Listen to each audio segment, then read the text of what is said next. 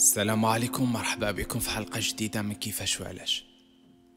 قناة اللي كتحكي لكم التاريخ بصوت مغربي وبأسلوب سهل وقريب من القلب.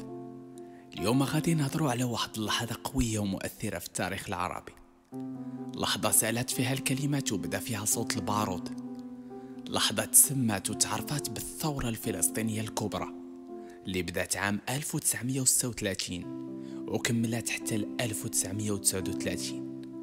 ولكن الغريب في الأمر هو أننا غادي نشوفوا هاد الثورة من عيون عراقية، من خلال وثائق كتبوها عراقيين كانوا متبعين الحدث وكيحكيوا بلغة اللحظة وبحرقة الأخوة. تخيل معايا العراق في بداية القرن العشرين كانت خرج من تحت قبضة الاستعمار البريطاني، ولكن مازال قلوبهم مشغولة بفلسطين الحبيبة. صحفيين ودبلوماسيين وسياسيين عراقيين كانوا كيصيفطوا تقارير وسجلات كيوثقوا فيها شنو واقع في الأرض المقدسة، كيدونوا يوميات الثورة وكيكشفوا لينا شحال كانت فلسطين حاضرة في قلوب العرب.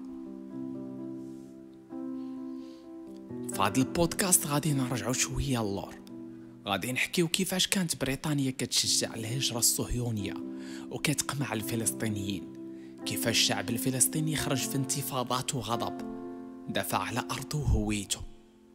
وغادي نحكيو على الدور العراقي، كيفاش المجاهدين جاو كيتطوعوا، كيفاش الصحف العراقية كانت كتكتب، وحتى كيفاش المشاريع الاقتصادية بحال سكة حديد بغداد حيفا كان جزء من التقارب العربي. هاد الثورة ماشي غير تاريخ، هي صوت، هواء، دم ودموع، هي قصة شعب ما استسلمش وقصة أشقاء وقفوا معاه. خليكم معنا في هذه الرحلة وغادي تفهموا كيفاش كانت فلسطين كتقاوم وعلاش العراق ما كانش ساكتة. ما تنسوش ديروا لايك، ابوني وشاركوا الحلقة مع أصحابكم المهتمين بالتاريخ الحقيقي ماشي المزيف. رسائل الحسيني أو الحسيني، صوت فلسطين الموجوع.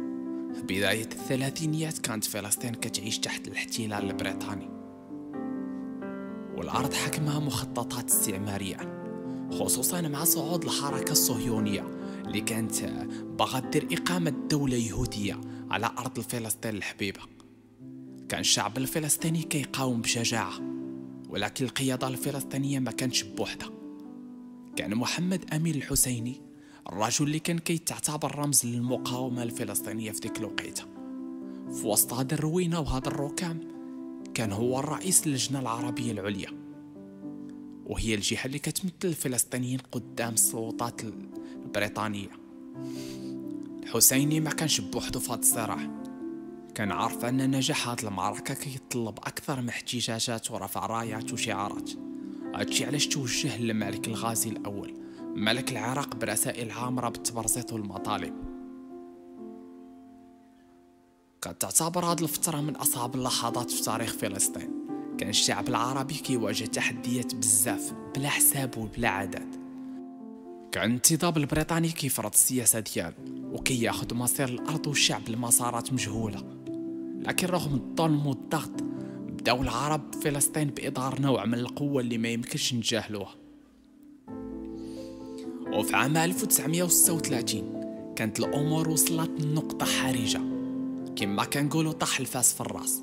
اللحظة اللي بدات فيها الأفق كتظلم غتخرج اللجنة العربية العليا بمطالب جريئة وصارمة، كطالب بداية مرحلة جديدة.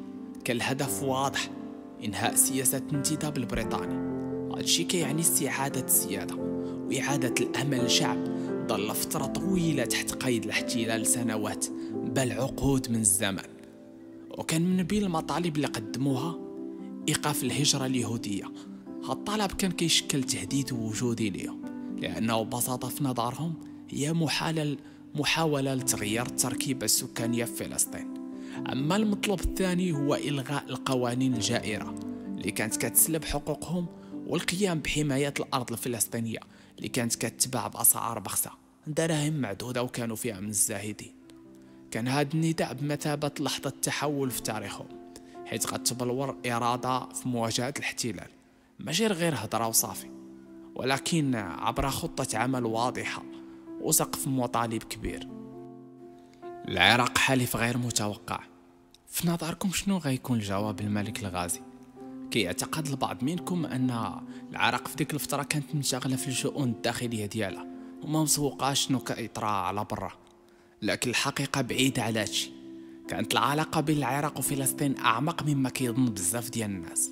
الملك الغازي كان كيعتبر القضيه الفلسطينيه قضيه وطنيه لا اقل ولا اكثر، والحسيني كان عارفها باش مطبوخه. داكشي علاش كان كيصيفط الرسائل اللي ما كانش مجرد خطوه دبلوماسيه، بل كانت دعوة لجسر اتصال قوي بين الشعب الفلسطيني والحكومة العراقية، دعوة باش يتحركوا بجوج ضد المشروع الاستعماري البريطاني. الثورة الكبرى، عراقيون وفلسطينيون في ساحة المعركة. ما كانوش الرسائل بوحدة كافية. في عام 1936 غتنفجر الثورة الفلسطينية الكبرى، حيث غتشعل مظاهرات ضد الاحتلال البريطاني، وفي قلب هذه الثورة كان دعم كبير وصل من العراق. المجاهدين الفلسطينيين اللي كانوا كيقاوموا الاحتلال البريطاني لقاو في العراق حليف، ماشي غير بالهضره وبلا بلا بلا فايده، ولكن بالدعم المادي والمعنوي. كانوا كيصيفطوا لهم البنكه، الحبه، العاق، وكيصيفطوا لهم سلاحات الثقال. حتى ان بعض التقارير كتبين انه كان تنسيق عسكري بين المقاومه الفلسطينيه والقاده العراقيين. ومن هنا بدات الحكايه، حكاية عن تضامن شعبي حقيقي، حيث كانت فلسطين والعراق كيتقاتلوا بجوج رغم كل التحديات. الضغط البريطاني، الصحافة الفلسطينية والمواجهة، وبحال ديما ما كانش الطريق مفروشة بالورد والسوسان الخزامة والريحان. كانوا البريطانيين كيسيطروا على فلسطين، كانوا على دراية بأن هناك تنسيق بين العراق وفلسطين، وأكثر من هادشي الصحفيين الفلسطينيين كيلعبوا دور محوري في نشر القضية الفلسطينية في وجه الممارسات البريطانية.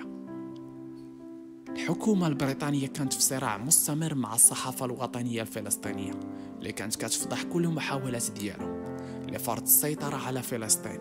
وفي قلب هذا الصراع كان محمد أمين الحسيني تيحاول اللي في جهده باش يحافظ على توحيد الجبهة الفلسطينية ويعمل على تعزيز الدعم العربي. وفي النهاية ما يمكنناش إلا نتعلموا من هذه القصة أن التحديات الكبرى ما كتواجهش فقط بالتظاهر والاحتجاجات، بل كتطلب إيمان قوي بالعدالة وعلاقات متينة بين الشعوب المتضامنة وتنسيق فعال على المستوى الدولي. صحيح أن الطريق كانت صعيبة بزاف، لكن التضامن العربي في ديك الوقيته كان بمثابة القوة الدافعة وراء الحلم الفلسطيني في استرجاع الأراضي. وهكذا كانت فلسطين والعراق بجوج في المعترك الكبير ضد الاستعمار البريطاني والمشروع الصهيوني.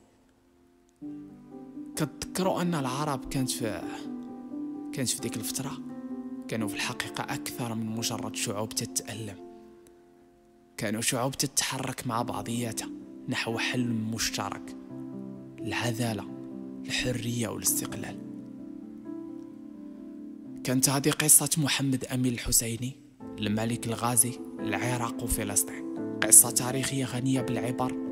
حتى الحلقة القادمة كونوا دائما على استعداد لاكتشاف قصص جديدة مع كيفاش وعلاش.